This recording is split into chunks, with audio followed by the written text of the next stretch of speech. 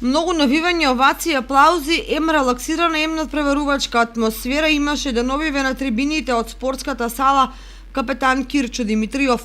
Младинската организација при Средното општинско училиште Ванчо Прке денес со пехари и дипломи го заокружи неколкудневниот турнир во пинг-понг, во кои победници се наградени беа Леонид Гошев во соло, исто така во тимски Леонид Гошев заедно со Давид Костадинов, а второ место освои Андри Иванов.